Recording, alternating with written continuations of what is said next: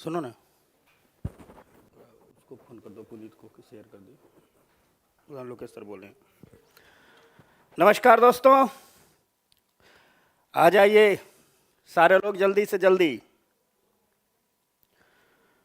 तो सबका स्वागत है। बातें शुरू करते हैं पढ़ाई लिखाई की, और देखता हूँ कौन कौन आ गए। पारुल, कबीर, राकेश, नीरज, एंजल, ठीक, कमलेश, शनि भारती, सबको गुड आफ्टरनून। दुर्गेश पांडे, राम राम सर, ठीक, सबको नमस्कार। कीर्ति दीक्षित, कबीर, महेश, आरती, पूनम, ठीक, दिनेश, चलो भाई लोग, वाह वाह, आ जाओ, सबका स्वागत है, सबका वेलकम है। बात शुरू करते हैं। छठी एनसीईआरटी के अंत की ओर जा रहे हैं।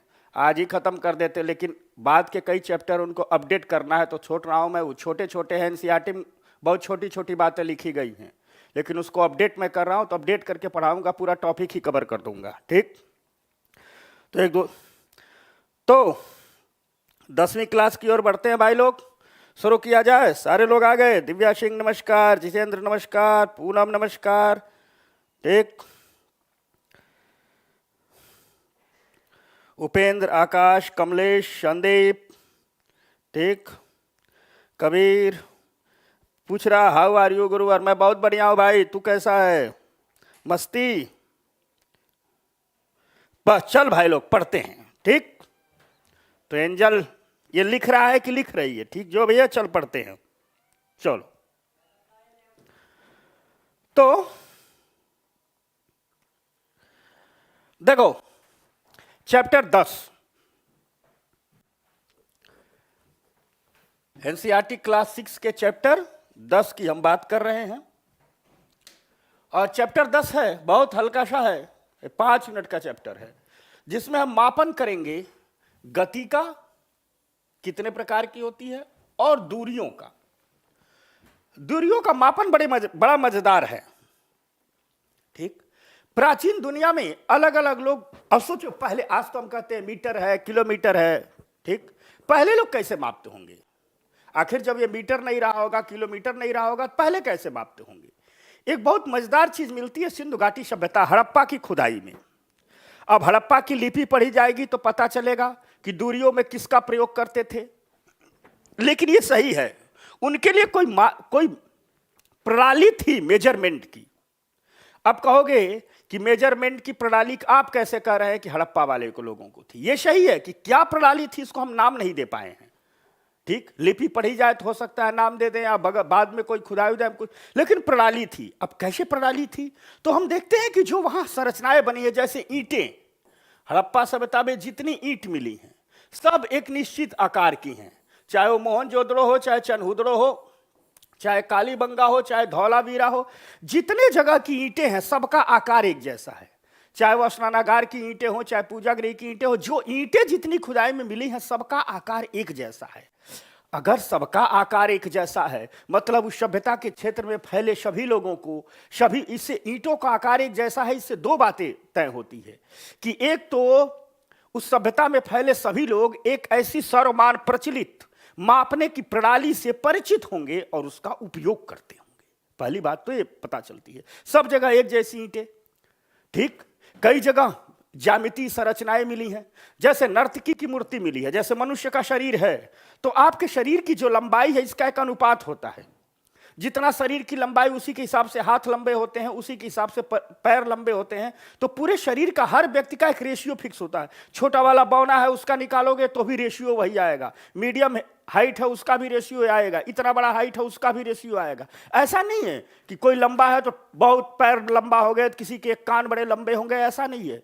तो जब हम मोहनजोदड़ो की मूर्ति देखते हैं, जिसे नर्तकी की मूर्ति कहते हैं, उसमें भी सभी अंगों का एक अनुपात फिक्स है, जैसे मानव शरीर का अनुपात होता है। यानी तात्पर्य है कि अगर हम मापन का इतिहास करें, दूरियों के मापन के इतिहास की बात करें, तो सिंधु घाटी सभ्यता के लोगों को भी एक मापन का पैमाना पता था, एक सिस्टम पता था। वो क्या है इसका नाम नहीं जानते हैं, लेकिन चूंकि बात कर रहे हैं इस दूरियों के मापन का इतिहास, तो हम कहेंगे कि भारत में जिस विकसित सभ्यता की शुरुआत हड़प्पा की सभ्यता से हुई थी, वहां भी मेजरमेंट का एक तंत्र काम कर रहा था। ये तो भारत की बात हो गई, ठीक। अब अगर हम अन्य दुनिया में चलें तो मिस्र में कोहनी से उंगली तक जो मापन का आधार था, यहां है ना, यहां से लेकर के और ऐसे यहां तक। आज भी गांव में इसको हाथ से लोग मापते हैं, खेती बाड़ी मापने वाले लोग कट्ठा बनाते हैं तो हाथ से मापते हैं, ठीक, गांव में जाओगे तो। लेकिन मिस्र में यह था, मिस्र में जो मापन की प्राचीन पद्धति कोहनी से लेकर यहां से लेकर के और यहां तक, कोई एक मापने का सबसे छोटा ये मेजरमेंट यूनिट था। अब इसी से वो लोग मापते थे। उनको घर बनाना है तो इसको तो इसी से माप लेंगे, खेत खरीदना है तो इसी से माप लेंगे।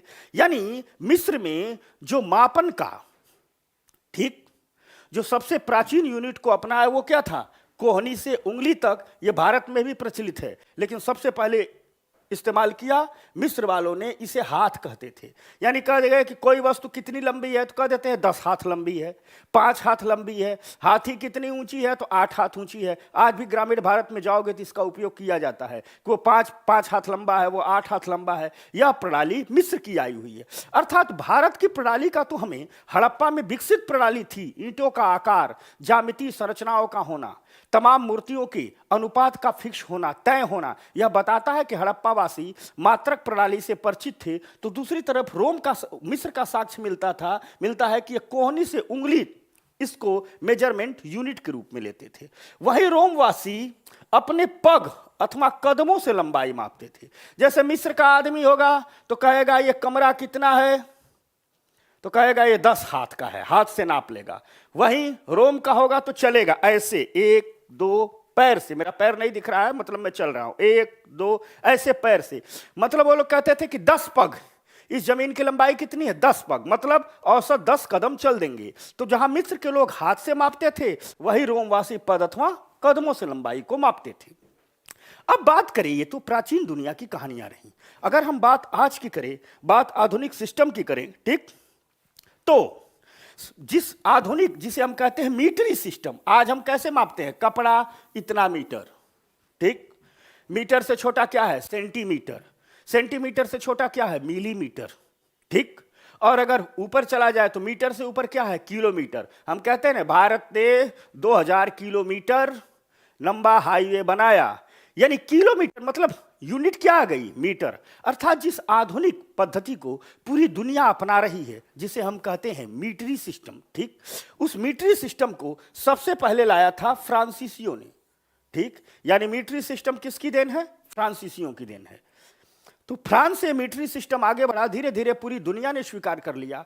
और आज पूरी दुनिया में चूंकि मेजरमेंट में यूनिटी आए, मापन में एक रूपता है, इसलिए पूरी दुनिया में एक संस्थान काम करता है जिसे अंतर्राष्ट्रीय मात्रक प्रणाली कहते हैं। SI मेजरमेंट सिस्टम कहते हैं, अंतर्राष्ट्रीय मात्रक प्रणाली। और इस अंतर्राष्ट्रीय मात्रक प्रणाली ने जो फ्रांसीसियों का मीटरी सिस्टम था, जो मीटरी पद्धति थी, इसी को स्वीकार किया, संशोधित किया और पूरी दुनिया इसको मानती है। अर्थात जो आधुनिक अंतर्राष्ट्रीय मात्रक प्रणाली का जो मीटरी सिस्टम है, आया फ्रांस से, आज पूरी दुनिया उसे स्वीकार करती है। और इसका जो यूनिट होता है, SI जो मात्रक होता है, वह क्या है? मीटर है, ठीक। यह रही बस NCERT यही बात करती है इस दूरियों के संबंध में, ठीक। NCERT यही बात करती है इस दूरियों के संबंध में। 13 दूरियों का थोड़ा सा इतिहास, ठीक। हाँ भाई, ठीक, तो क्लियर हो गया। यानी फ्रांस के इस मीटरी सिस्टम को अंतर्राष्ट्रीय मात्रक प्रणाली ने अपना लिया, ठीक। क्लियर हो गया सारे लोगों का? किसी का कोई सवाल नहीं? ठीक, अब आगे आओ। तो यह बात हो गए, ठीक।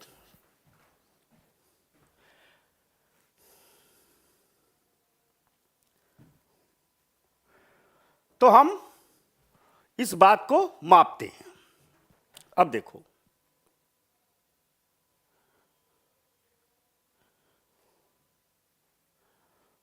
अब आ जाओ।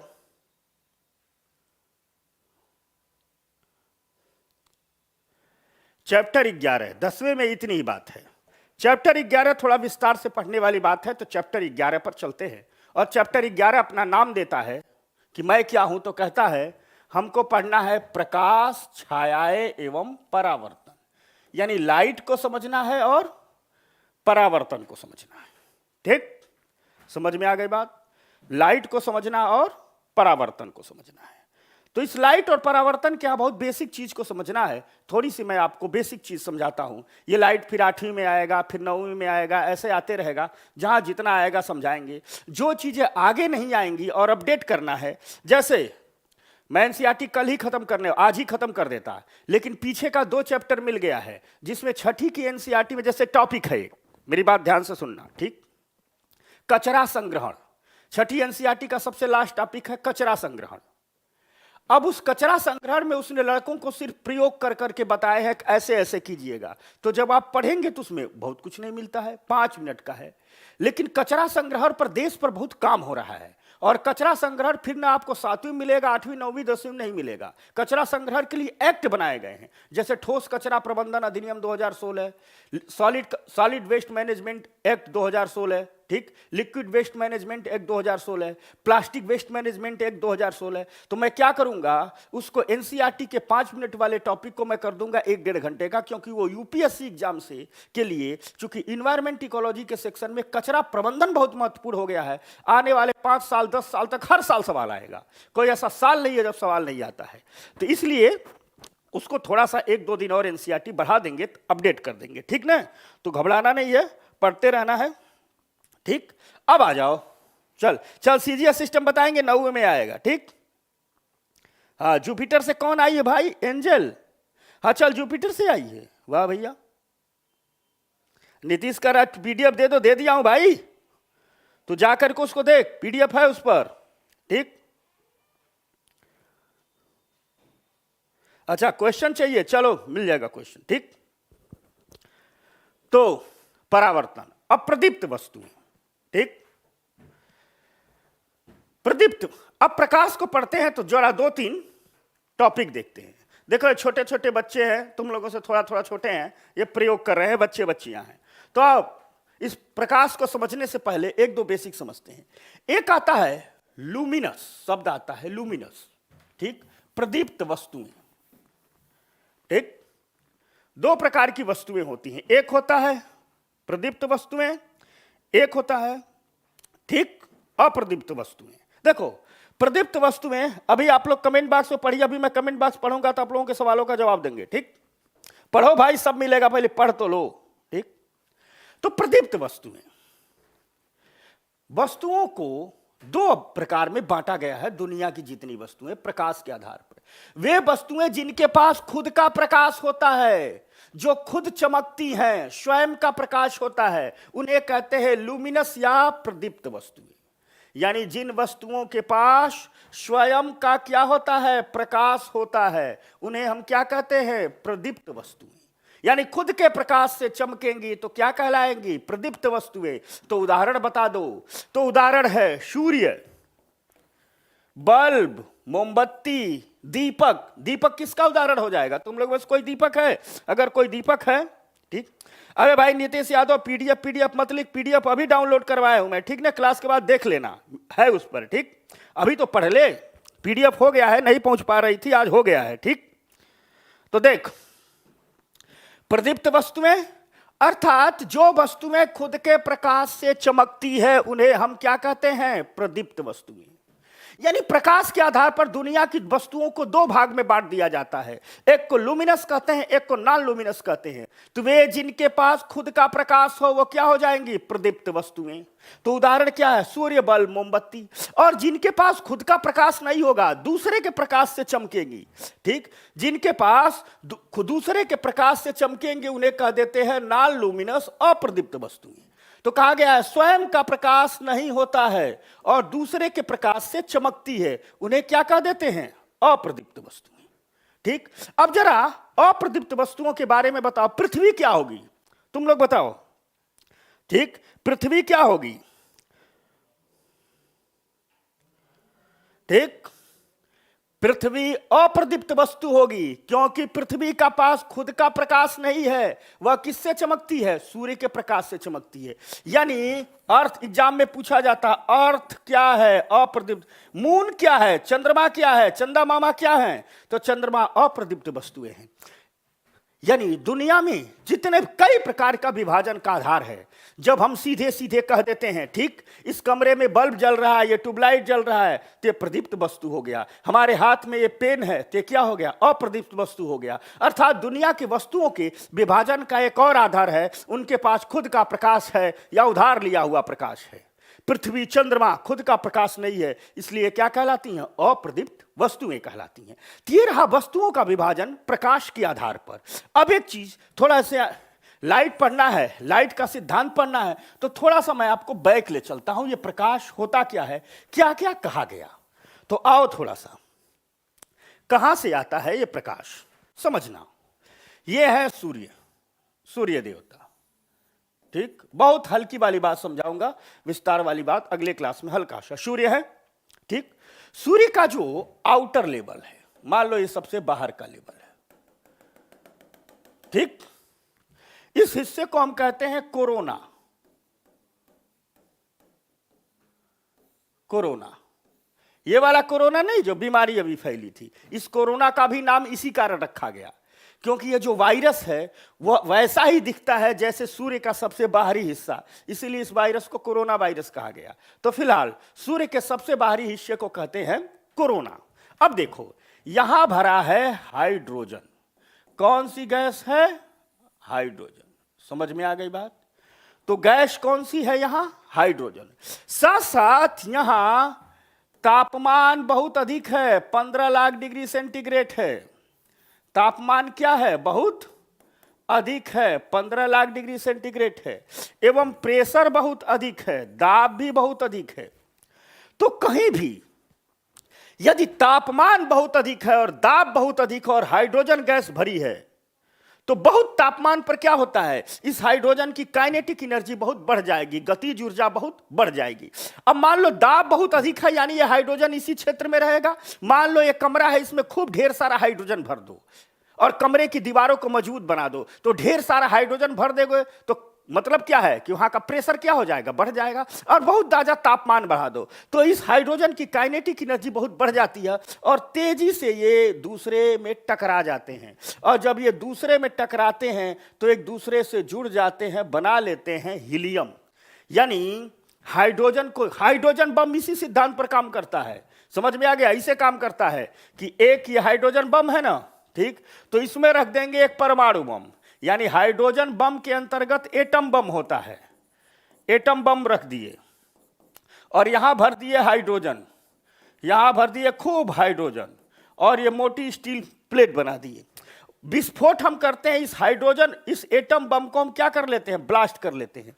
जब एटम बम ब्लास्ट होगा बाहर तो जाएगा नहीं, तो इस एटम बम से निकलने वाला तापमान इधर चारों तरफ फैलता है बहुत तेजी से, और ये दीवारें इसमें दाब क्रिएट ही कर रही हैं, तो ये हाइड्रोजन ये तुरंत बदलने लगता है हीलियम में। यही एटम बम का भी सिद्धांत, हाइड्रोजन बम का भी सिद्धांत है। हाइड्रोजन बम इस सूर्य के ही सिद्धांत पर काम करता है। तो फिलहाल अगर हम यहां पढ़ें तो हम देखते क्या है कि हाइड्रोजन हीलियम में तब्दील होता है, तेजी से तब्दील होता है, नाभिकीय संलयन की घटना होती है। और जब हाइड्रोजन हीलियम में तेजी से तब्दील होता है तो ढेर सारी एनर्जी निकलती है, ऊर्जा निकलती है। यानी यहां चारों तरफ क्या निकलेगी? ढेर सारी एनर्जी निकलेगी, ढेर सारी एनर्जी निकलेगी। और यही एनर्जी सनलाइट के रूप में, सनलाइट और कुछ नहीं है, इस नाभिकीय संलयन से निकलने वाली ऊर्जा है, यही एनर्जी लाइट के रूप में हमारी पृथ्वी पर आती है, अन्य जगह पर आती है। ये एक बेसिक कॉन्सेप्ट समझ गए कि कैसे आ रही है? समझ गए आप लोग? अब देखो, एक चीज अभी बता दे रहे हैं, इस यहां पर ये कोरोना कैसे काम करता है, कैसे नहीं काम करता है, इस पर अध्ययन दुनिया बहुत कर रही है। ठीक, बड़ी तेज दुनिया में अध्ययन चल रहा है, चीज अपडेट करते हैं। और प्रत्येक 11 साल पर यहां तूफान भी आते हैं। प्रत्येक 11 साल पर यहां तूफान आते हैं। कहोगे कैसा तूफान आता है? होता क्या है, ये तो दिन रात प्रक्रिया चल रही है। समझ में आ गई बात? यह प्रक्रिया दिन रात चल रही है, मतलब हाइड्रोजन हीलियम में तब्दील हो रहा है, सनलाइट निकल रही है, ऐसे ऐसे सनलाइट निकल रही है। लेकिन देखा यह जा रहा है कि प्रत्येक 11 साल पर यहां से अचानक इस कोरोना से तूफान जैसे हवाएं नहीं चलती हैं, बहुत तेजी से रेडिएशन निकलती है, सूर्य की किरणें निकलती हैं। चूंकि बहुत तेजी से निकलती हैं, हवा के लहरों की तरह निकलती हैं, प्रत्येक 11 वर्ष पर निकलती हैं, इसलिए इसे कहा गया सौर तूफान। तो यह सौर तूफान कहां आता है? सूर्य के कोरोना वाले हिस्से में आता है। कहां आता है? कोरोना वाले हिस्से में आता है। अब यह क्यों होता है, यह एक आश्चर्य का विषय है। आखिर क्या घटना चल रही है कि ये सौर तूफान आते हैं? तो सौर तूफान कितने पर आते हैं? 11 साल पर। अब सौर तूफान क्यों आते हैं, इसके लिए कोरोना का अध्ययन करना होगा।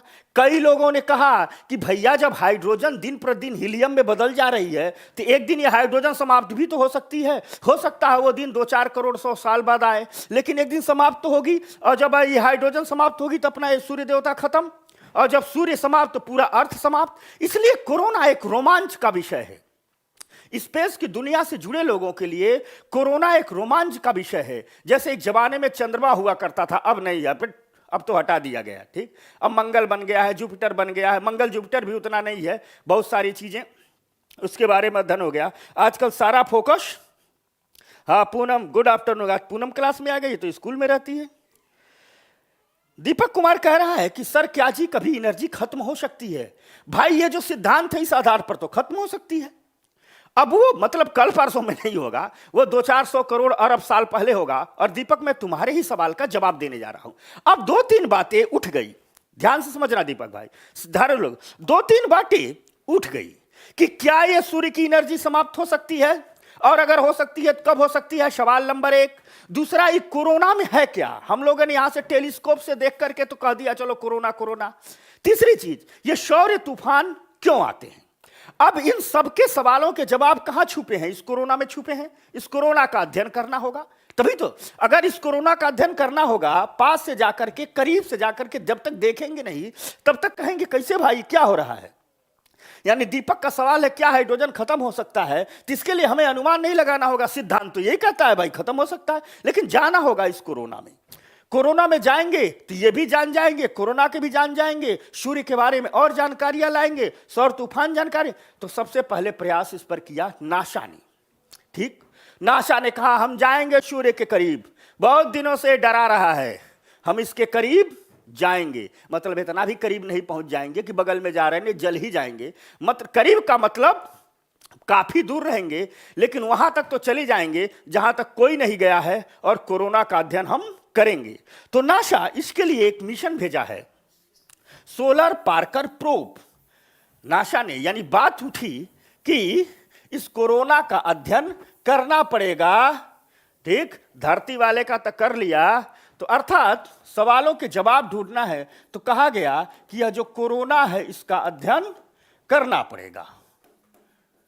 जब तक कोरोना का अध्ययन नहीं करेंगे तब तक हम ये नहीं कह पाएंगे कि यह हाइड्रोजन खत्म हो रही है हीलियम में, तो कब तक हो जाएगी या नहीं होगी, या यहां से लाइट की उत्पत्ति, जो एनर्जी यहां से निकलती है, इस नाभिकीय संलयन से जो एनर्जी निकलती है वही लाइट है, और यह जो पृथ्वी तक आती है हम इसको कैसे जानेंगे? ठीक, समझ में आ गई बात। कोरोना, तो नासा ने एक मिशन भेजा, ठीक, और इसका नाम दिया solar Parker probe. Solar Parker probe. अब देखो ये सब अपडेट कर रहा हूं। नासा ने नाम क्या दिया? Solar Parker probe. यानी अमेरिका वाला जो जा रहा है उसका क्या नाम है? उसका नाम है सोलर पार्कर प्रोब। ठीक, अमेरिका वाला जो जा रहा है उसका नाम है सोलर पार्कर प्रोब। ठीक, तो यह किसका है? नासा का है। यह यात्रा पर है, निकल चुका है। समझ में आ गई बात। अब जब अमेरिका वाले ने कहा हम जाएंगे, तो भारत वाले ने कहा, हमारे भी साहब बोले भाइयों बहनों मतलब समझते हो ना। ठीक, हमारे साहब भी बोले भाइयों बहनों हम भी जाएंगे, हम क्यों पीछे रहें, नया भारत है, मजबूत भारत है। ठीक, तो भारत भी इस पर एक मिशन लेकर के आ रहा है इसी 2021 के लास्ट में, और इसका नाम रखा गया है मिशन आदित्य। क्या नाम रखा गया है? मिशन आदित्य। यानी भारत वाला जो मिशन जा रहा है वह अभी किसके लिए जा रहा है? इस कोरोना के अध्ययन के लिए। अर्थात कोरोना के अध्ययन के लिए एक मिशन रवाना हो चुका है और एक मिशन तिरंगा झंडा लहराते हुए बहुत जल्दी जाने वाला है, बस रास्ते में गिरे मत, ठीक। और वह है मिशन आदित्य। तो समझ गए कहां से होती है सूर्य के प्रकाश की उत्पत्ति, क्या है? क्लियर हो गया? ठीक, क्लियर हो गया? किसको इन्फेक्शन हो गया? अच्छा, हम सोचे कोरोना को इन्फेक्शन। आदित्य, तो समझ गए। तो आदित्य जी रवाना है। अब आ जाओ, तो ये रही बात। यानी हम बात तो शुरू किए थे कि लाइट आता कहां से, छठे की एनसीईआरटी है तो पढ़ना होगा। अर्थात हम कह सकते हैं कि सीधी सी बात, ये तो हमने अपडेट कर दिया, वो चलता ही रहेगा, ठीक। अभी तो छठी की एनसीईआरटी है, कम अपडेट कर रहा हूं। जब अभी इसी छठी का आने वाला 2 एनसीईआरटी, जैसे छठी का सबसे लास्ट टॉपिक वाला, उसको इतना अपडेट कर दूंगा कि इकोलॉजी इन्वायरमेंट का एक चैप्टर यहीं पढ़ लोगे एडवांस रूप में, और आगे फिर अपडेट करना शुरू करूंगा। अभी छठी में थोड़ी थोड़ी बात है, लेकिन छोड़ना नहीं है, बड़ी बातें हम निकाल रहे हैं, ठीक। तो बात ये उठी कि जो हाइड्रोजन हीलियम में बदल रहा है, अर्थात जो नाभिकीय संलयन हो रहा है, ठीक, इसी नाभिकीय संलयन से क्या निकल रहा है? प्रकाश की उत्पत्ति हो रही है। कहां हो रही है? कोरोना में। तो इसके अध्ययन के लिए मिशन। ये रहा प्रकाश का परिचय। समझ में आ गई बात? ये रहा प्रकाश का परिचय। तो इंट्रोडक्शन समझ गए लाइट का? बताओ जल्दी भाई लोग, ठीक ठीक। हाँ हाँ, लाग्रांज पॉइंट सब है, ठीक ठीक, समझ गए? चल भाई लोग, आजकल तुम लोग बहुत ध्यान से पढ़ने लगे हो, ठीक।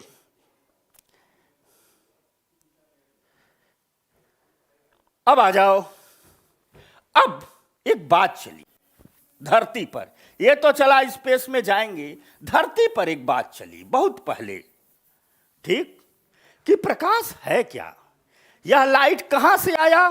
तो नाभिकीय संलयन के जो रिएक्शन हुआ सूर्य के कोरोना में, उससे आ गया, ये बात हो गई। एक बात चली धरती पर, बहुत पुरानी बात, कि ये लाइट है क्या? सिर्फ दिखता है चमकीला, लेकिन है क्या? जो दिखता है, जिसके अस्तित्व को हम महसूस करते हैं, वह किसी न किसी रूप में होगा। बात को हमारी समझना।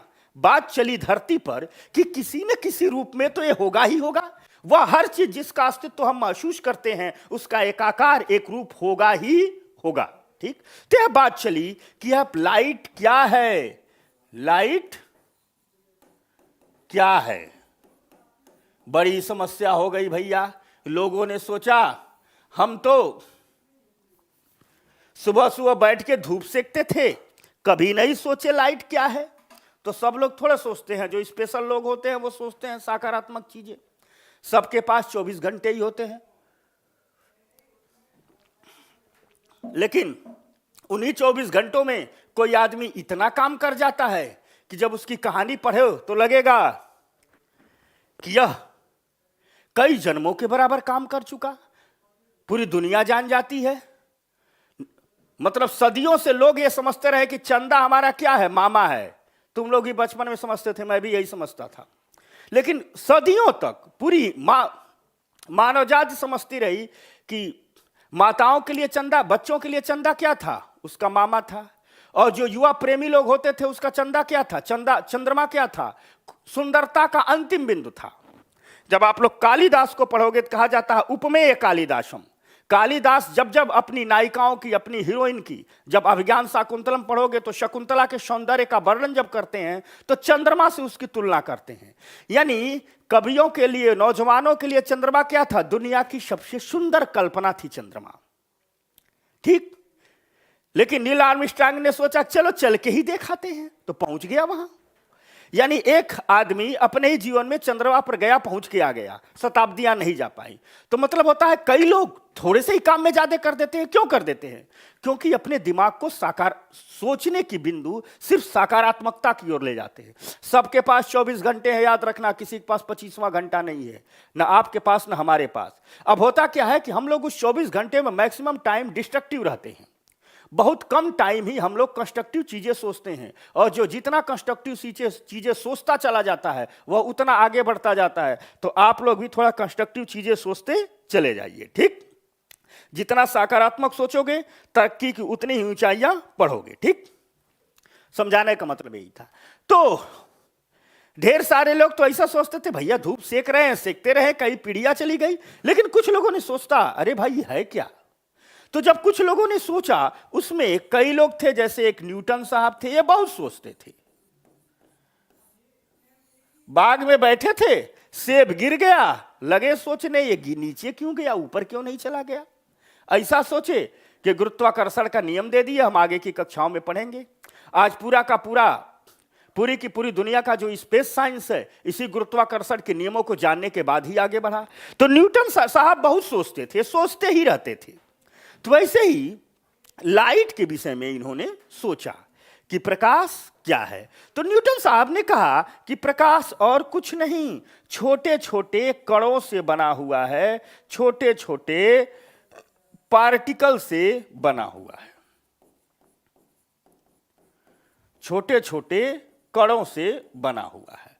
और न्यूटन साहब ने तुरंत जब सोच लिया तो एक सिद्धांत दे दिया, और इसी सिद्धांत को कहा जाता है लाइट की पार्टिकल थियरी, लाइट का कणिका सिद्धांत। यानी इसी को कहा जाता है क्या, कणिका सिद्धांत। समझना, पार्टिकल थियरी न्यूटन साहब ने सोचा। तो न्यूटन साहब क्या कहेंगे कि प्रकाश क्या है, कणों से बना हुआ है। दिखाते हैं हम आपको न्यूटन साहब सोच क्या रहे हैं। तो आ गया प्रकाश का पार्टिकल थियरी, कणिका सिद्धांत। और न्यूटन साहब क्या कहेंगे, तो कौन लाएगा, न्यूटन। तो क्या कहेंगे कि कणों से बना है, छोटे छोटे कणों से बना है, ये न्यूटन साहब कहते हैं, ठीक। आगे न्यूटन साहब ने तो कह दिया, ठीक, न्यूटन साहब ने तो कह दिया। लेकिन समस्या ही हुई कि प्रकाश के कई कैरेक्टर की व्याख्या, ठीक, कणिका सिद्धांत आगे चल करके नहीं कर पाया। तो जब न्यूटन साहब ने कह दिया कणिका सिद्धांत, उसके बाद अगर हम आगे पीछे बढ़े, देखो न्यूटन साहब ने लाइट क्या है तो क्या कहा, कणिका सिद्धांत। आगे चलने लगा, आगे फिजिक्स बढ़ी तो देखा गया कि प्रकाश के कई गुण हैं, ठीक, जिसकी व्याख्या इस कणिका सिद्धांत पर की जा सकती है। कई गुण हैं जिसकी व्याख्या नहीं की जा सकती है। यानी प्रयोग किए गए तो कुछ लक्षण प्रकाश में कणों वाले दिखते हैं और कुछ लक्षण प्रकाश में कणों वाले नहीं दिखते हैं। तो न्यूटन साहब के बाद एक साइंटिस्ट आ गए, ठीक, हाइगेंस। और हाइगेंस ने कहा नहीं, प्रकाश कणों के रूप में नहीं है, प्रकाश तरंगों के रूप में है, तरंगों के रूप में। अब बड़ी समस्या, ठीक। और यहीं से प्रकाश का तरंग सिद्धांत आ गया। यानी जब हम हाइगेंस की बातें करेंगे तो हमारे पास आएगा प्रकाश का तरंग सिद्धांत। और इस प्रकाश के कहां भाग जा रहा है भाई, ठीक, तरंग सिद्धांत। इस हाइगेंस का कहा ना, ये जो सन से ये जो लाइट निकलती है, न्यूटन साहब कह रहे हैं कणों के रूप में आती है ना, यह वेव्स के रूप में आती है, यह तरंगों के रूप में आती है। इसे कहा हाइगेंस ने, ठीक। अब अर्थात प्रकाश का तरंग सिद्धांत किसने दे दिया, हाइगेंस ने। जब तरंग सिद्धांत दिया तो प्रकाश के दो कैरेक्टर, परावर्तन की और अपवर्तन की व्याख्या तो इस तरंग सिद्धांत पर हो गई। क्योंकि प्रकाश का जो कैरेक्टर है, एक कैरेक्टर क्या है, परावर्तन, अभी पढ़ाएंगे, एक है अपवर्तन, 7वीं में के एनसीईआरटी में पढ़ाएंगे। तो परावर्तन की व्याख्या तो इस हाइगेंस के इस सिद्धांत पर हो गई।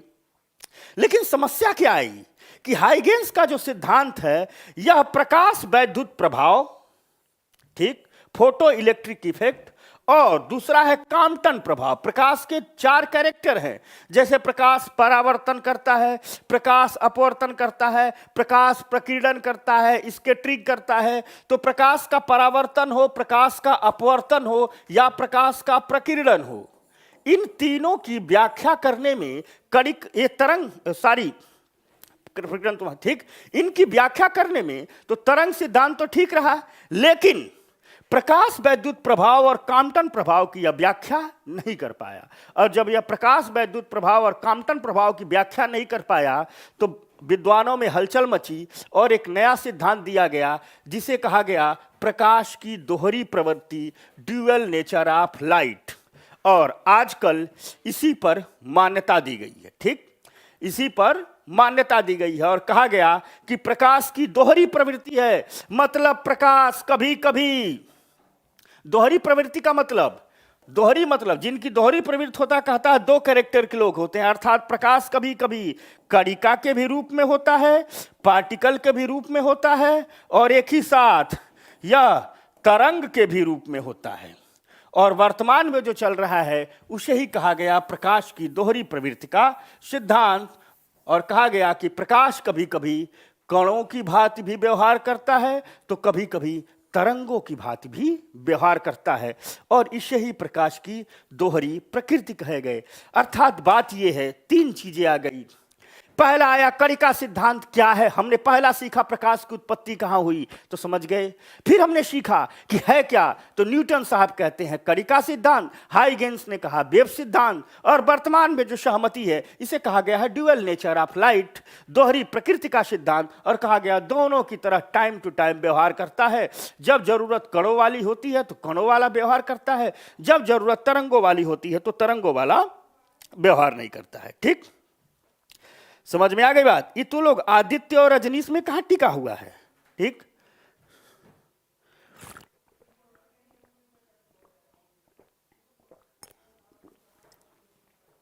अरे सूर्य को शुद्ध हिंदी में आदित्य ही कहते हैं। कौन पूछ रहा है? आदित्य का पर्यायवाची। ठीक, क्लियर हो गया। तो सूर्य का शुद्ध हिंदी में नाम आदित्य होता है, आदित्य होता है, भास्कर होता है, रवि होता है, सब सूर्य के नाम है। तो लोगों को अब पर्यायवाची भी पढ़ाना पड़ेगा क्या? ठीक, चलो भाई लोग, तो ये हो गया प्रकाश की दोहरी प्रवृत्ति। एक और सिद्धांत है, अलग से बता देता हूं। आइंस्टीन ने कहा यह एनर्जी बंडलों के रूप में धरती पर गिरता है, उसे फोटान कहा गया। ठीक, कहा गया कि प्रकाश और कुछ नहीं। आइंस्टीन ने कहा कि ये जो लाइट है वो यहां नहीं है, ऐसे समझा देता हूं, मिलान कराने को आता है। लाइट है, ठीक, या सूर्य भगवान बनाने दो, आदित्य को बनाने दो। ठीक, कहा यह जो लाइट है, मोटे तौर पर मैं बता रहा हूं, यह लाइट है। कहा कि यह कुछ नहीं, छोटे छोटे एनर्जी के पैकेट हैं, एनर्जी के बंडल के रूप में आता है। ठीक, और इसे उन्होंने कहा फोटान।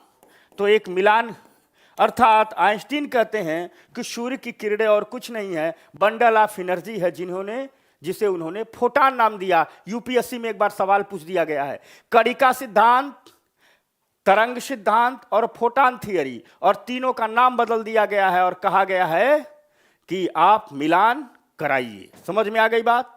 तो यह आइंस्टीन का दिया हुआ है। तो आ जाओ भाई लोग, तो आगे बढ़ते हैं। अब प्रकाश का परावर्तन समझते हैं। ठीक, प्रकाश का परावर्तन, यानी हमने प्रकाश के बारे में दो चीजें सीखी। हम सीखते चलेंगे, मैं पढ़ने शब्द का यूज नहीं करता हूं, क्योंकि जब पढ़ने शब्द का यूज आएगा तब तो मैं छठी की एनसीईआरटी एक ही बार में पढ़ा दूंगा। ठीक, 4 घंटे की एक नहीं चलता है यूट्यूब पर मैराथन क्लास। ठीक, समझ में आ गई बात। तो मैं मैराथन क्लास आप लोगों को नहीं पढ़ाऊंगा, बहुत गंदी चीज होती है। मैराथन क्लास का मतलब यह होता है कि किसी व्यक्ति की खाने की क्षमता 4 रोटी है तो एक ही दिन उसे, और 4 रोटी है, समझ में आ गई बात। तो 25 दिन में वो कितना खाएगा? 100 रोटी खाएगा। तो मैराथन क्लास का मतलब है कि एक ही दिन में उसे 100 रोटी ठूंस दो, तो क्या होगा? उसका हाजमा खराब हो जाएगा। समझ में आ गई बात ना। तो जब हम सीखने शब्द का यूज करते हैं, आराम से 1 महीना पढ़ लेना है, 1 महीने में 15-20 दिन में सारा साइंस पढ़ लेना है। जिंदगी में कभी साइंस पढ़ने की जरूरत नहीं पड़ेगी, यहीं याद हो जाएगा। एग्जाम पास करके जिंदगी में और कुछ काम करना है, लाइटें वेव्स नहीं पढ़ना है। एग्जाम पास करके काम करो, बहुत सारे लोगों को काम रुके हुए हैं। ठीक, समझ में आ गया भाई लोग। ठीक,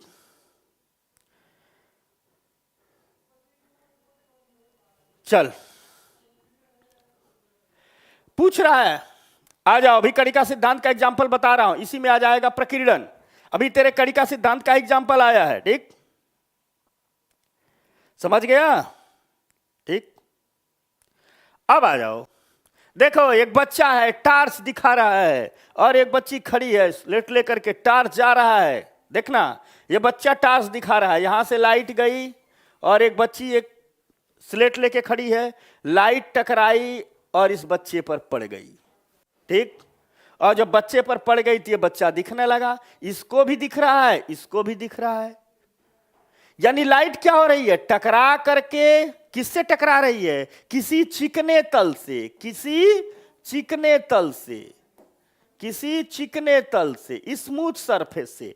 मान लो यही बिखरा होता, तल चिकना नहीं होता, तो क्या होता, थोड़ी लाइट इधर जाती, थोड़ी लाइट इधर जाती, थोड़ी लाइट इधर जाती, थोड़ी लाइट इधर जाती। लेकिन चित्र में क्या दिख रहा है, ठीक, चित्र में यह दिख रहा है कि ये टार्च मार रहा है, ऐसे लाइट गई, टकरा रही है, फिर दिख रहा है इस पर पड़ गई, और ये स्मूथ सरफेस है, समझ लो। ठीक, यहीं से परिभाषा समझ लो सारे लोग। ठीक, कि क्या दिख रहा है, प्रकाश आया, चिकने तल से टकराया, टकरा करके वापस आ गया, और इसी को कहते हैं रिफ्लेक्शन ऑफ लाइट, प्रकाश का परावर्तन। यानी प्रकाश के किसी चिकने तल से टकरा करके वापस लौटने को हम क्या कहते हैं, प्रकाश का परावर्तन। याद हो गया, बताओ, चिकने तल से टकरा करके लौटने को क्या कहते हैं, प्रकाश का परावर्तन। ठीक, अब इस परावर्तन में अगर हम बात करें ऐसे, मान लो ये कोई तल है, ये कोई तल है, ठीक, लाइट आ रही है, लाइट टकरा के जा रही है, ऐसे चली गई, इसे कहते हैं इंसिडेंस लाइट, आपतित किरण। ठीक, इसे कहते हैं रिफ्लेक्टेड लाइट,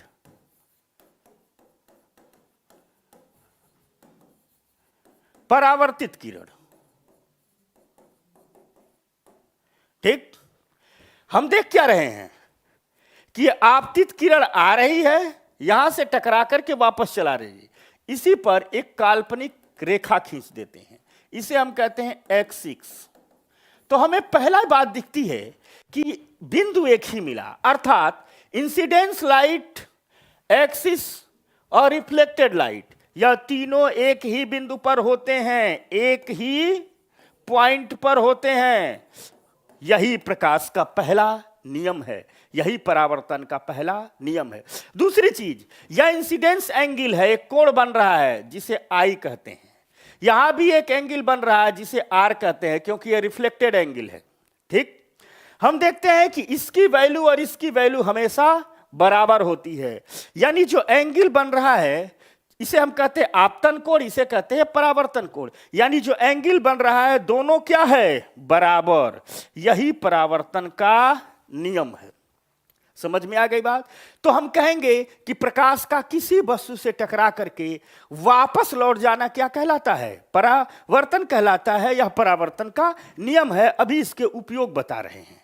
तो तीन चीजें मिली, आपतित किरण समझ गए, एक्सिस समझ गए, परावर्तित किरण समझ गए, तीनों हमने चित्र बना के समझा दिया। और नियम क्या कहता है कि तीनों एक ही बिंदु पर होंगे, पॉइंट एक ही होगा, यह पहला नियम है। इन दोनों बीच के बना कोण बराबर होगा, यह दूसरा नियम है। आसान है ना? ठीक,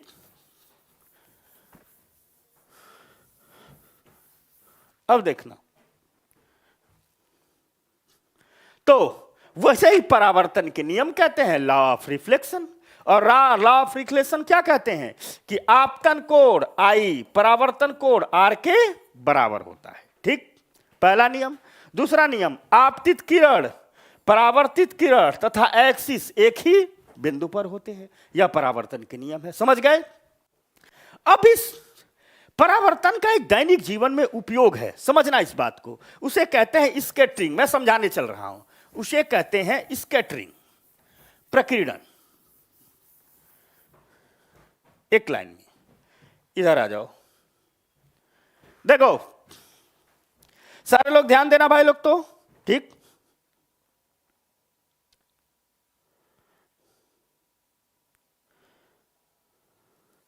देखो ये है हमारी पृथ्वी, ये है हमारी पृथ्वी, समझना।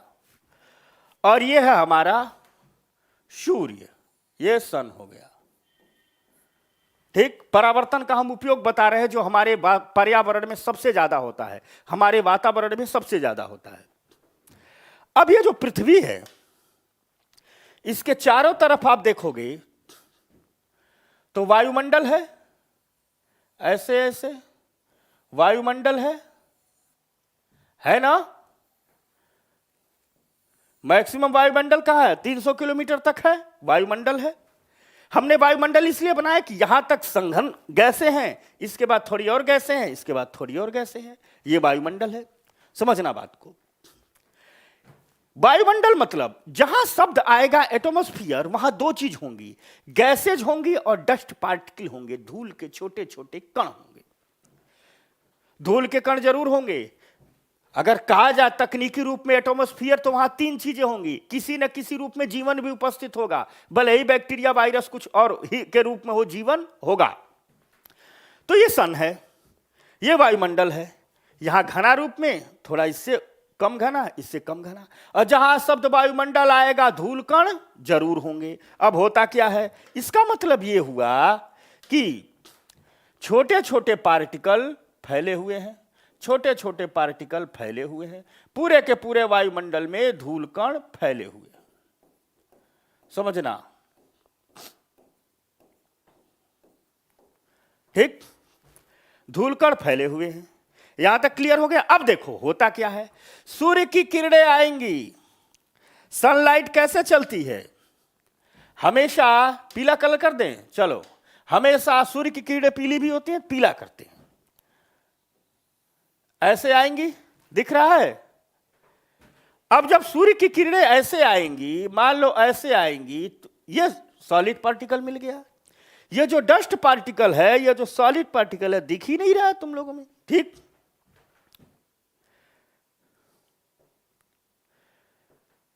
ऐसे आएंगी, समझना आप बात को।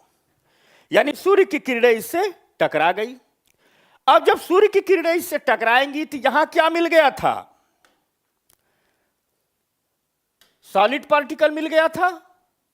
अब किसी भी ठोस कण से, किसी भी चिकने तल से जब यह सूर्य की किरणें टकराती हैं, अच्छा नहीं दिख रहा है, चल बदल देते हैं भाई लोग।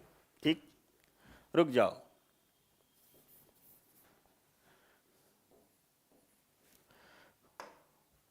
बदल देते हैं, रुक जा भाई लोग। यह वायुमंडल हो गया। ठीक, लाल ही रखते हैं। अब देखो, सूर्य की किरणें आई, ये सनलाइट आ रही है। मान लो सनलाइट आ गया, ये आ गया सनलाइट। तो सनलाइट आएंगी, वातावरण में प्रवेश करेंगी, तो छोटे छोटे धूल के कण भी तो हैं। तीन धूल के कण से क्या हो जाएंगी? टकराएंगी। और सूर्य की किरणें जब भी धूल के कण से टकराएंगी तो इनका क्या हो जाएगा? परावर्तन हो जाएगा। तो ऐसे चली जाएंगी तो यहां कोई धूल कण होगा। ठीक, तो ऐसे चली आएंगी तो यहां कोई धूल कण होगा। फिर टयास टकरा के ऐसे चली आएंगी तो यहां कोई धूल कण होगा। फिर ऐसे चली आएंगी, यहां कोई धूल कण होगा। फिर ऐसे चली आएंगी, ये ऐसे कर देगा, ऐसे चली आएंगी। यानी धूल कण मिलता जाएगा या परावर्तित होते जाएगा। वैसे भी ये यहां टकराई, यहां टकरा के आएंगी, यहां टकरा के आएंगी, यहां टकराएंगी, यहां चली जाएंगी। ठीक, यहां चली जाएंगी, फिर यहां से यहां चली जाएंगी, फिर यहां से यहां चली जाएंगी। यानी ये क्या होता है, टकरा हम कह सकते हैं कि सनलाइट आ रही हैं तो ये जो डस्ट पार्टिकल है, डस्ट पार्टिकल जो धूल का कण है, इस धूल कण से टकरा रही हैं और क्या हो जा रही हैं? परावर्तित हो जा रही हैं। ठीक, परावर्तन हो जा रहा है। बार बार ये सब क्या हो रहा है? परावर्तन हो जा रहा है। और इस परावर्तन के कारण अब समझना, जो सनलाइट आई थी वो तो इतने ही एरिया में आई थी। समझना, सनलाइट आई थी, इतने ही एरिया में आई थी, लेकिन यही सनलाइट अब पूरे के पूरे एरिया में फैल गई। यानी अगर धूल कण ना होते तो ये सनलाइट सीधे यहां आ जाती, ये वाली यहां आ जाती। लेकिन हुआ क्या कि दो ही सनलाइट पूरे के पूरे एरिया में फैल गई। अब जब दो ही सनलाइट पूरे के पूरे एरिया में फैल जाएगी तो यहां कोई व्यक्ति खड़ा होगा, जैसे मान लो यहां तुम लोगों की क्लास का कोई खड़ा हो, छोटा भीम खड़ा हो यहां, ठीक, तो उसके भी आंख पर प्रकाश की किरणें टकराएंगी और चारों तरफ उसे भी दिखेगा। अगर मान लो ये धूल कण नहीं होते तो छोटा भीम यहां खड़ा होता, समझ में आ गई बात, और ये लाइट आकर के ऐसे निकल जाता, यानी छोटा भीम यहां से दिखता तो चारों तरफ उसे क्या दिखता, अंधेरा दिखता। समझ में आ गई बात, क्लियर हो गया, अब दिख रहा है, तो उसे चारों तरफ क्या दिखता, अंधेरा दिखता, ठीक। मुकेश, एंजल, देखो एंजल, मान लो ये, अब देखो बता रहा हूं भाई लोग क्यों, अर्थात हम देख क्या रहे हैं कि डस्ट पार्टिकल से प्रकाश की किरणें चारों तरफ टकरा रही हैं, परावर्तित होकर के चारों तरफ बिखर जा रही हैं, और परावर्तित होकर के प्रकाश की किरणें जो बिखर जाती हैं, ठीक, इस बिखर जाने की ही घटना को हम कहते हैं प्रकाश का प्रकीर्णन, स्कैटरिंग ऑफ लाइट।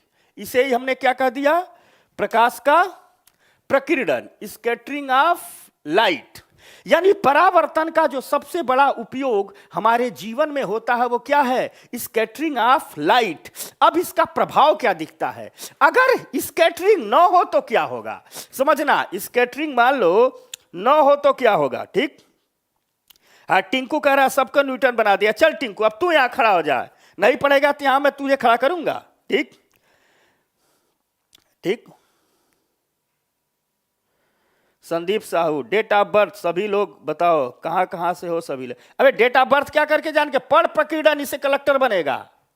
दूसरे का जन्मदिन पता रहा मना रहा है, अपना ही जन्मदिन भूल जाएगा। तो चलो, अच्छा, छोटू कुमार लिख रहे हैं सर निर्वात क्या होता है, वैक्यूम बता रहा हूं छोटू, बढ़िया बढ़िया बता रहा हूं, ठीक। निर्वात मतलब वह अवस्था जहां डस्ट पार्टिकल नहीं होते हैं, कुछ भी नहीं होता है, तो उसे ही निर्वात कहते हैं। अब देखो यहां से समझना, प्रकीर्णन समझ गए, छोटू का सवाल देख यहां से समझो। सनलाइट तो यहां से चली, वातावरण यहां से शुरू होगा, तो यहां तो गैसेज नहीं है, डस्ट पार्टिकल नहीं है, इसी हिस्से को हम कहते हैं, जिस भाई ने सवाल पूछा, निर्वात। यानी जब आप पृथ्वी पर, जब पृथ्वी से ऊंचाई पर जाते हो तो वायुमंडल मिलता है, और जहां वायुमंडल समाप्त होता है वहां क्या मिलता है, निर्वात मिलता है। अब देखना, मान लो कोई व्यक्ति निर्वात में खड़ा है, कौन खड़ा होगा बता तू लोग, जो पूछा उसे ही खड़ा करता हूं, ठीक। वैक्यूम, कौन पूछा, टिंकू, देख टिंकू, मान लो टिंकू यहां खड़ा है, चला गया साइंटिस्ट बन करके, समझना, चल टिंकू यहां खड़ा हो गया, टिंकू है, टिंकू यहां खड़ा हो गया, ये निर्वात है। तो सूर्य से जो लाइट आ रही है वो तो सीधे चली जा रही है, बिखर नहीं रही है, ठीक। तो टिंकू की आंखों पर लाइट यहां नहीं पड़ेगी, तो टिंकू को चारों तरफ क्या दिखेगा, ब्लैक दिखेगा, काला दिखेगा। सवाल एग्जाम में पूछा जाता है। अब मान लो टिंकू अंतरिक्ष यात्री बन के गया है, ठीक, स्पेस स्टेशन में बैठा हुआ है, तो स्पेस स्टेशन में जब बैठा हुआ टिंकू, तो इस पर तो आंखों पर लाइट नहीं पड़ रही है, वैक्यूम में है, तो पूरा का पूरा स्पेस क्या दिखेगा, काला दिखेगा। अर्थात हम कहते क्या हैं कि जो अंतरिक्ष यात्री अंतरिक्ष में जाते हैं, ठीक, जब अंतरिक्ष यात्री अंतरिक्ष में जाते हैं तो पूरा का पूरा चारों तरफ उन्हें क्या दिखता है, काला दिखता है। काला इसलिए नहीं दिखता है कि प्रकाश नहीं है, काला इसलिए दिखता है कि प्रकाश का प्रकीर्णन नहीं हो रहा है, प्रकाश ऐसे निकल जा रहा है। समझ में आ गई बात, समझ गया टिंकू, हाँ टिंकू बहुत सुंदर लग रहा है, ठीक, चल क्लियर हो गया, समझ गए बात को। अर्थात अंतरिक्ष यात्री जब अंतरिक्ष में देखता है तो उसे आसमान कैसा दिखता है, काला दिखता है, ब्लैक दिखता है, क्यों दिखता है, क्लियर हो गया। अब अगली बात, अब हम पढ़ रहे हैं, टिंकू की कहानी समाप्त, अब हम पढ़ रहे हैं प्रकीर्णन। तो प्रकीर्णन की परिभाषा क्या निकली कि प्रकाश किरणों का टकरा टकरा करके, ठीक, प्रकाश किरणें का पार्टिकल से टकरा टकरा करके परावर्तन हो जाता है, परावर्तन हो जाता है, और इस परावर्तन से किरणें बिखर जाती हैं और उसको प्रकीर्णन कहते हैं। इसका तात्पर्य है कि परावर्तन का जो सबसे बड़ा उपयोग क्या है, प्रकीर्णन है। सवाल पूछता है प्रकीर्णन किस सिद्धांत के आधार पर होता है, परावर्तन के। अगर ये प्रकीर्णन न हो तो, सवाल नंबर 1, तो हम पृथ्वी पर चारों तरफ हमें दिखेगा नहीं दिखेगा, हमें ब्लैक दिखेगा, क्योंकि हमें कोई वस्तु तब दिखती है जब प्रकाश उस वस्तु से टकरा करके हमारी आंखों पर गिरे। तो मान लो यहां कोई ट्यूबलाइट लगी हुई है, यहां ऊपर एक ट्यूबलाइट लगी हुई है और प्रकाश सीधी रेखा में चलता है, तो ट्यूबलाइट की लाइट भी ऐसे सीधी आएगी ना। लेकिन मैं यहां खड़ा हूं, तुम लोगों को दिख रहा हूं ना। क्यों दिख रहा हूं? क्योंकि ट्यूबलाइट से जो सीधी लाइट आई, इस कमरे में भी डस्ट पार्टिकल है, डस्ट पार्टिकल से लाइट टकरा करके हमसे टकराई, हमसे टकरा करके तुम लोगों को दिख रही है। ये सही है, कैमरा है, ठीक ना। अगर मान लो सामने होते तो मैं दिखता, अगर मान लो ये स्कैटरिंग ना हो, तुम लोग सामने बैठे रहोगे, मैं दिखूंगा नहीं, पूरा दुनिया ब्लैक ब्लैक दिखेगी, ब्लैक आउट हो जाएगा। इसका मतलब है कि जो वायुमंडल की दृश्यता है, विजिबिलिटी है, उसके लिए जिम्मेदार कौन है? यह प्रकीर्णन की घटना है। और बेचारा ये डस्ट पार्टिकल है, ये डस्ट पार्टिकल ना हो तो प्रकीर्णन नहीं होगा। समझ में आ गया बात तुम लोग? क्लियर हो गया भाई लोग? ठीक, समझ गए ना? अब देखो, प्रकीर्णन सबके समझ में आ गया? जल्दी जल्दी लिखो, तुम लोग बताओ।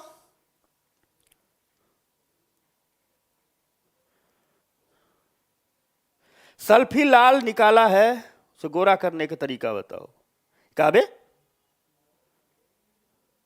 अभी मिलेगा, चलो वो कुछ तकनीकी समस्या ठीक हो जाएगा, अभी मिलेगा।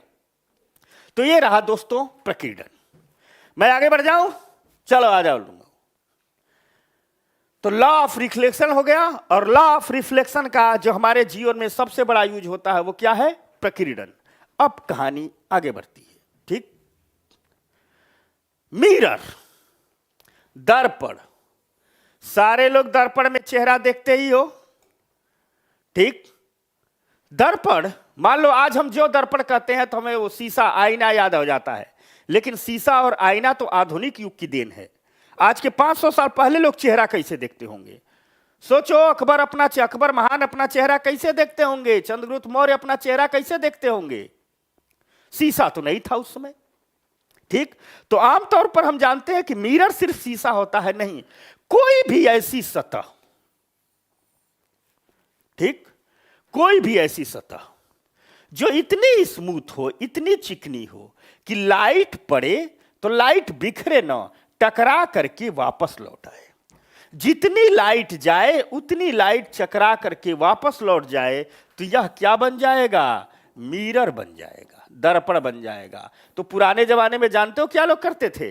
पुराने जमाने में जो तांबे की प्लेट होती है ना, उसको खूब घिसते थे, खूब घिसेंगे, खूब घिसेंगे। आप तांबे की प्लेट को खूब घिस के देखना, तांबे की प्लेट चिकनी हो जाती थी और उस पर अपना प्रतिबिंब दिखता था।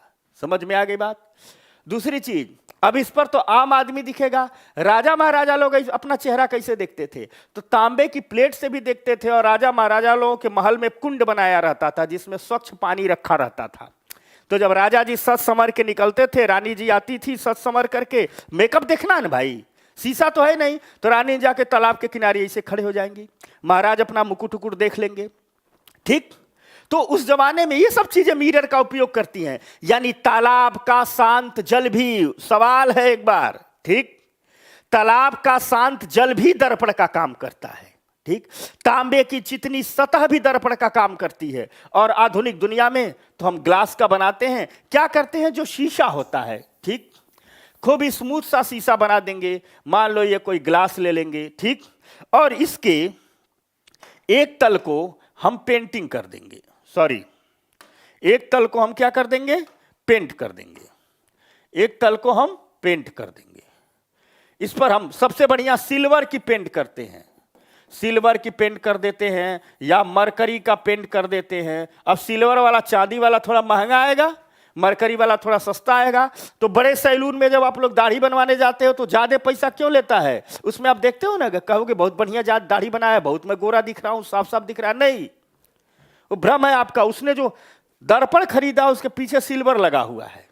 साधारण दुकान वाला जो 20 रुपया हम लोग घर में खरीद के लाते हैं, उसमें मरकरी लगा हुआ है। तो किसी भी, अब ये भी सवाल है कि आप पोतते हैं, तो किसी भी ग्लास के बैक साइड में हम कुछ ऐसा पोत दें कि जिससे इसकी सतह जो हो जाए वो परावर्तक सतह में तब्दील हो जाए। नहीं तो नहीं पोतेंगे तो ये लाइट इधर नहीं भग जाएगा, ठीक। तो ये क्या बन जाएगा? दर्पण बन जाएगा। जो आजकल हम बाजार में जितने हम आपको मिरर मिलते हैं, जिनको उपयोग करते हैं, वो या तो सिल्वर लगाए होते हैं या मरकरी लगाए होते हैं। दूसरी नंबर बात ये रही। अब समझना बात को भाई लोग। तो हमने कोई भी वस्तु जिसकी मिरर बन गया। अब यह दो प्रकार का होता है, एक होता है समतल दर्पण, एक होता है गोलीय दर्पण। समतल दर्पण मतलब परावर्तक पृष्ठ समतल हो, जैसे दिख रहा है बोर्ड, या क्या है, समतल हो। इसे के पीछे की तरफ मरकरी लगा दो या सिल्वर लगा दो तो यह क्या बन जाएगा? मिरर बन जाएगा। समझ रहे हो बात को ना? दूसरा कहा गया गोलीय दर्पण। यदि परावर्तक पृष्ठ गोलीय हो, क्या किया जाता है? मान लो एक ऐसे गोले का ग्लास बना लिया। समझ में आ गई बात? गोले का ग्लास बना लिया, फिर इसको काट दिया जाता है। ऐसे काट दिए, ऐसे काट दिए, तो एक ही गोला में से, ये तो दोनों एक ही गोले के हिस्से हैं ना। अब अगर मान लो इस हिस्से का ये रंग दो, इस पर सिल्वर लगा दो, मरकरी लगा दो, तो ये परावर्तक सतह बन जाएगी। तो यह भी एक दर्पण हो गया। यह गोलीय दर्पण है कि नहीं है? समझ में आ गई बात? नहीं, अगर इस हिस्से को रंग दो तो यह परावर्तक सतह बन जाएगा। तो यह गोलीय दर्पण का हिस्सा है। तो गोलीय दर्पण यदि परावर्तक पृष्ठ गोलीय हो तो गोलीय दर्पण बन जाता है। इसी को एक को अवतल कहेंगे, एक को उत्तल कहेंगे। यानी हम कहानी कर रहे थे मिरर की। तो मिरर कितने प्रकार का हो गया? सिंपल बात, समतल दर्पण और गोलीय दर्पण। परावर्तक पृष्ठ समतल हो तो समतल दर्पण हो, परावर्तक पृष्ठ गोलीय हो तो गोलीय दर्पण हो। अब आगे कुछ सवाल तुम लोग पूछ रहा है, देखे कौन कौन क्या क्या बोल रहा है। बहुत मैसेज कर दिया तू लोग। किस गोले से आ रहे हैं लोग? एंजल पूछ रहा है। ठीक, हाँ सब करवा देंगे। कितना लिखता रहता है तुम लोग? चल भाई लोग अब आगे आ जा। तो कहानी पढ़ते हैं इस पर दर्पण की थोड़ी सी बातें। पहले समतल दर्पण के बारे में जानते हैं, फिर इसके बारे में जानते हैं। अब समतल दर्पण, कुछ बातें याद करने वाली हैं, पॉइंट वाइज हमने दिया है, एग्जाम में पूछा जाता है। समतल दर्पण से जो प्रतिबिंब बनेंगे सदैव आभासी और सीधा होगा। यह दो शब्द है, आभासी और सीधा होगा। मतलब हम समतल दर्पण के सामने खड़े हैं तो हाँ, एक्चुअल क्या, हमारा पैर नीचे है, सर ऊपर है। तो समतल दर्पण में भी देखेंगे तो पैर नीचे रहेगा, सर ऊपर रहेगा। ऐसा नहीं होगा उल्टा कर दे कि सर नीचे है और पैर ऊपर है। मतलब प्रतिबिंब क्या होगा? सीधा होगा। पहली बात जान लो। आभासी मतलब दिखता एक्चुअल होता है, एक्चुअल होता नहीं है। हमारा जो दायां है वो दर्पण का बायां हो जाता है, हमारा जो बायां है वो दर्पण का क्या हो जाता है? दायां हो जाता है। हम ऐसे कलम देखो, हम ऐसे लेके खड़े हैं लेकिन दर्पण में दिखेगा कि हम ऐसे, इधर से हमारा हाथ है। समझ में आ गई बात? आभासी इसलिए कहते हैं, सीधा इसलिए कि वस्तु का जैसा आकार है, अगर वस्तु का सर ऊपर है पैर नीचे है तो प्रतिबिंब में भी सर ऊपर पैर नीचे रहेगा, उल्टा नहीं कर देगा। आभासी इसलिए दाया बाया बाया दाया हो जाता है। ठीक, यानी वो होता नहीं है लेकिन एक्चुअल में दिखता है, इसलिए वो आभासी होता है। पहले बात। दूसरी बात होता है कि प्रतिबिंब का आकार।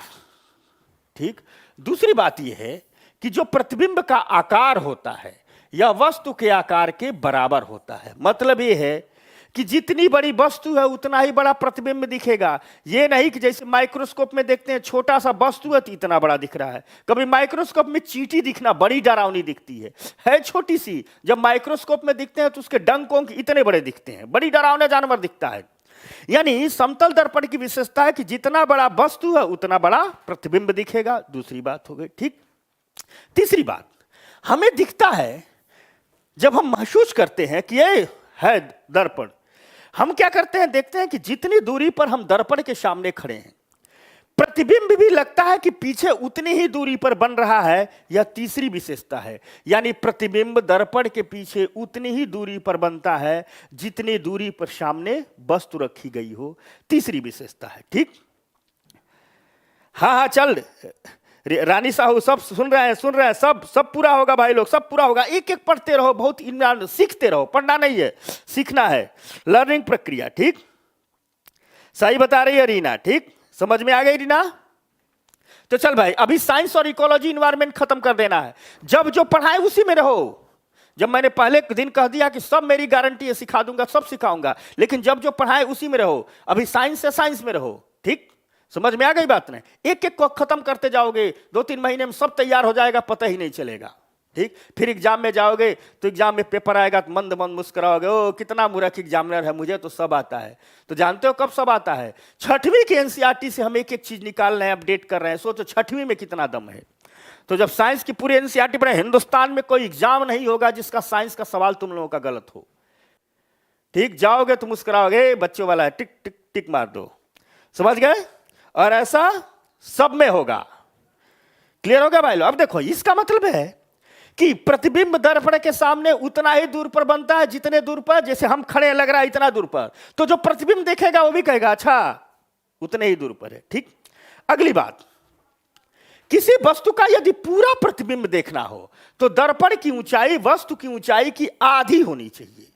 मान लो आपको एक्चुअल में ऐसे देख, आप छोटा वाला शीशा में छोटा नहीं दिखता है आपको। मान लो ऐसे खड़े हो, कभी जाना कपड़े की दुकान में, तो कपड़े की दुकान में जहां ड्रेस बदलते हैं जाकर के, वहां आप लोग देखना, तो जो वहां शीशे की ऊंचाई होती है वो औसतन व्यक्ति की ऊंचाई के आधी होती है। क्योंकि व्यक्ति की ऊंचाई के आधा जब शीशा रखा जाता है तो पूरा उसका एक्चुअल प्रतिबिंब बनता है। सब सवाल है, तो शीशे की ऊंचाई कितनी होनी चाहिए? अब से जब कपड़ा खरीदने जाना तो जो अंदर कपड़े की दुकान में बनाया रहता है ना, जहां ड्रेस चेंज करते हैं, फिटिंग देखते हैं, उसका शीशा ध्यान से देखना, उसकी ऊंचाई आपकी औसत ऊंचाई के आधे होती है।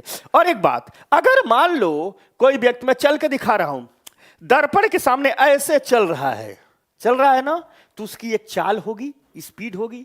मान लो मैं ऐसे चल रहा हूं, चलो इसको दर्पण मान लो, ऐसे मैं चल रहा हूं, ऐसे चल रहा हूं, चाल है, ठीक? तो मैं जितनी चाल से चल रहा हूं, प्रतिबिंब को यह महसूस होता है कि प्रतिबिंब उसके दोगुने चाल से चल रहा है। यानी मैं चल रहा हूं, मान लो ऐसे मेरी चाल भी है, तो तुम लोग देख रहे हो तो तुम लोगों को दुगुना महसूस होगा, यानी तुम लोगों को क्या महसूस होगा? 2 भी होगा। यही कुछ समतल दर्पण से बनने वाले प्रतिबिंबों के नियम है। ऐसा क्यों होता है 9वीं में पढ़ेंगे, फिलहाल यहां याद रखना है। तो बात क्या निकल करके, कहां भाग गया?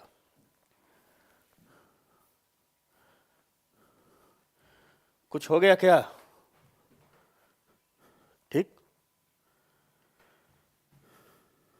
हाँ ये कुछ टेढ़ा हो गया, ठीक, अब आ गया। तो बात क्या निकल करके आई? इतनी बातें सीख गए?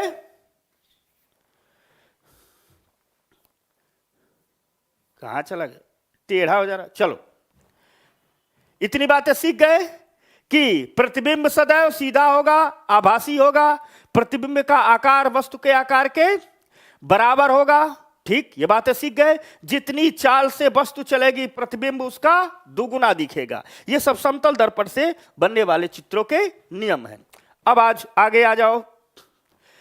गोलीय दर्पण, स्फेरिकल मिरर।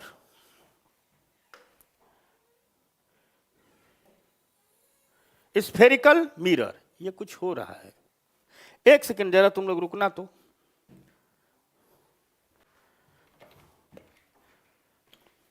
अरविंद को भेजना।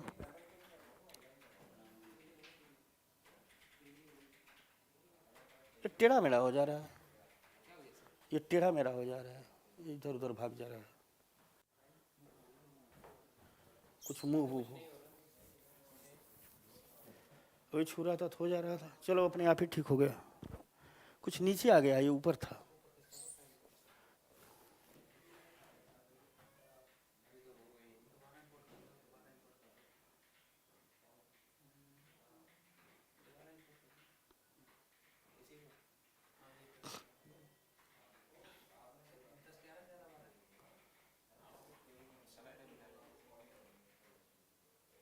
हाँ बस हो गया। तो चलो आप लोग, थोड़ा सा तकनीकी हो गया था। अब चलो आप लोग, गोलीय दर्पण।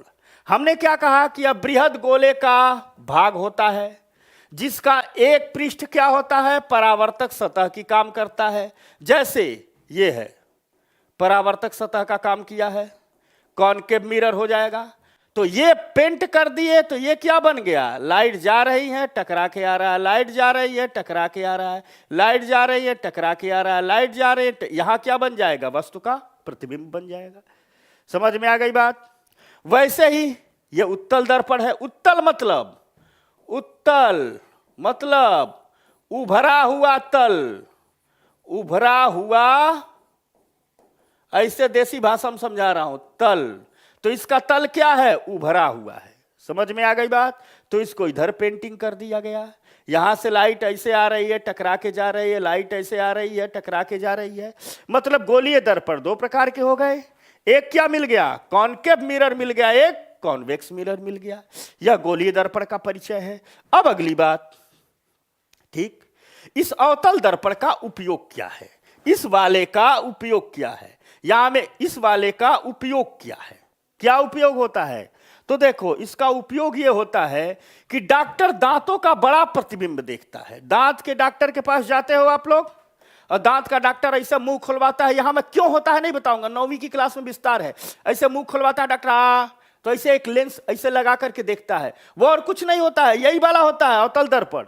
यह क्या करता है? किसी वस्तु का बड़ा प्रतिबिंब बना देता है। तो दांत के भीतर कोई छोटी छोटी बीमारी है, कोई समस्या है, तो डॉक्टर उसको बड़ा कैसे दिखेगा?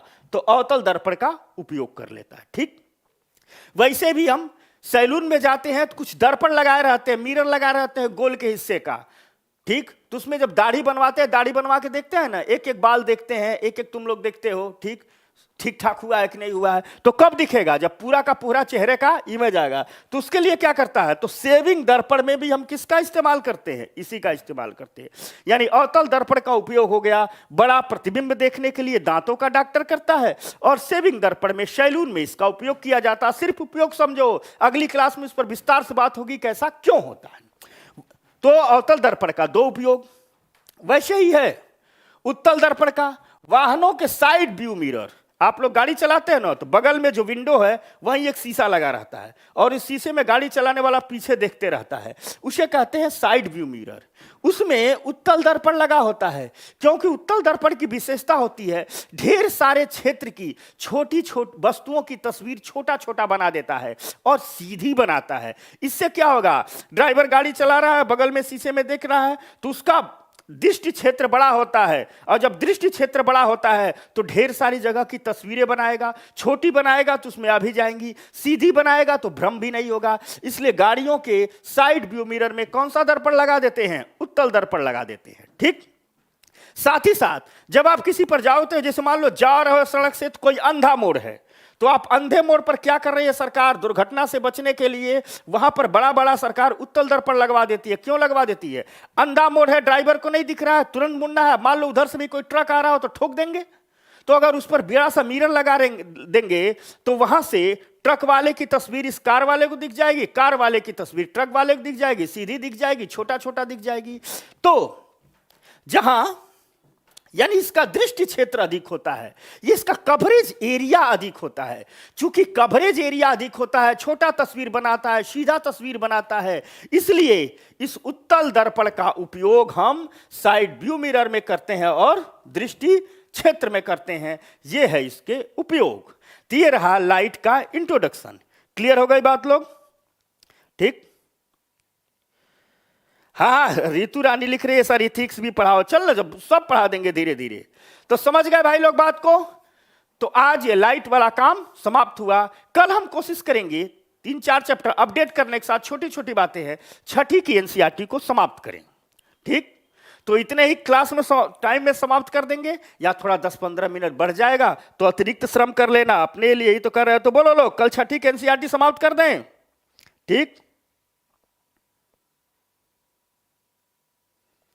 बोलो भाई लोग। कल 6ठी एनसीईआरटी 3-4 चैप्टर एक ही दिन पढ़ा दें? मजा आ रहा है? ठीक, तो चलो आज की इतनी बातें। मुझे उम्मीद है आप लोगों ने लाइट का बेसिक कॉन्सेप्ट, आज हम ऊपर वाली बातें नहीं बताएं। अब ये साइड व्यू मिरर, ये प्रतिबिंब बड़ा क्यों हो जाता है, दृश्य क्षेत्र क्यों बड़ा हो जाता है, नहीं बताया, सिर्फ एग्जाम वाली बातों पर आ गए।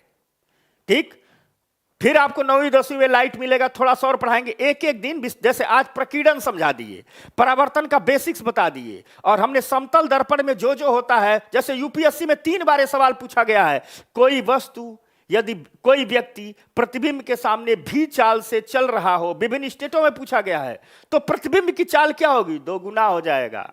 समझ गए आप लोग? क्लियर हो गया भाई लोग? ठीक, तो कल हम अपडेट के साथ, और कल का जो एनसीईआरटी का एक चैप्टर है आपदा, वो कचरा प्रबंधन, सुनो अभी जाना मत नहीं है, सारे लोग सुन लो। एनसीईआरटी का लास्टी चैप्टर है कचरा संग्रहण, तो उसमें बच्चों को बताया गया है कि कचरा कैसे कैसे संग्रहित करना है। यूपीएससी उस बात पर काम नहीं करे, लेकिन आज की सरकार, आज पूरी दुनिया के सामने, देश के सामने सबसे बड़ी समस्या क्या है? हमने पूरी की पूरी धरती को कचरे में तब्दील कर दिया। हम कचरे पर बसे हुए लोग हैं। अगर ऐसे होता रहा तो धरती पर कचरे के सिवा कुछ नहीं बनेगा। आप अपने आस पड़ोस देखिए, चारों तरफ कचरा फैला हुआ है। पूरे के पूरे हमारे महानगर कचरों के बोझ से कराह रहे हैं। अब इस कचरों से मुक्ति इस पर्यावरण की सबसे बड़ी समस्या बन चुकी है। इस कचरे से मुक्ति इस पर्यावरण की सबसे बड़ी समस्या बन चुकी है। अगर हमने इस कचरे से मुक्ति नहीं पाई तो हम अपना पर्यावरण बचा नहीं पाएंगे। अब समस्या हो गई कचरे का किया गया जाए, तो इकोनॉमी में एक साइंस और इकोनॉमी को मिला करके एक मॉडल आ गया, और जिस मॉडल को कहा गया, ध्यान से मेरी बात सुनिए, उस मॉडल को कहा गया वेस्ट टू वेल्थ का मॉडल। मतलब कचरे को धन में तब्दील कर देना है, और अगर हमने कचरे को धन में तब्दील कर दिया तो यही कचरे का सबसे बेहतर निस्तारण होगा। समझ में आ गई बात? यही कचरे का सबसे बेहतर निस्तारण होगा। तो कचरे को जब धन बन जाएगा तो इकोनॉमी का पार्ट हो जाएगा, लेकिन कचरे को धन बदलेंगे कैसे, तो साइंस का पार्ट हो जाएगा। छठी की एनसीईआरटी का वो चैप्टर है, लेकिन उसमें बच्चों वाली बात है। मैं उसको अपडेट करूंगा कि कचरे को हम धन में कैसे तब्दील करेंगे। इस पर 3R का कॉन्सेप्ट है, रिकलेक्ट, रिसाइकिल, रीयूज। तो बताएंगे 3R का कॉन्सेप्ट क्या है, वेस्ट टू वेल्थ क्या है, और इसके लिए भारत सरकार नीला डस्टबिन, काला डस्टबिन क्या लगाती है, और इस पर 2-3 एक्ट हैं, ठोस कचरा प्रबंधन अधिनियम, प्लास्टिक कचरा प्रबंधन अधिनियम। तो कल के इस टॉपिक को हम बहुत अपडेट होकर के पढ़ेंगे। यानी इस एक टॉपिक में छठी की बातें सीख करके हम इकोलॉजी एनवायरनमेंट का एक टॉपिक ही आपको पढ़ा देंगे। समझ गए बात भाई लोग? तो कल की क्लास में सबको आना अनिवार्य है। तो बहुत बहुत धन्यवाद, इतने देर तक जुड़े रहे, थैंक्स, मजा आया आप लोगों को। तो कल फिर मिलते हैं, ठीक? जहां देखो पॉलीथीन दिखाई देती होती है तो कल बताऊंगा ना इस पॉलीथीन का इलाज क्या है, ठीक? तो चलो, हाँ, वेस्ट टू वेल्थ मॉडल 2020। तो चल भाई लोग, अच्छा लगा आपसे जुड़ करके आज, फिर कल फिर आओ। तब तक इस वीडियो को देखो, ध्यान से सुनो, इसे ढेर सारा शेयर करो, लाइक करो, ठीक? और पुनः रोज की तरह कल फिर मिलते हैं। ऐसे ही पढ़ाई में करेंगे, सीखने की प्रक्रिया में शामिल होते रहेंगे। धन्यवाद।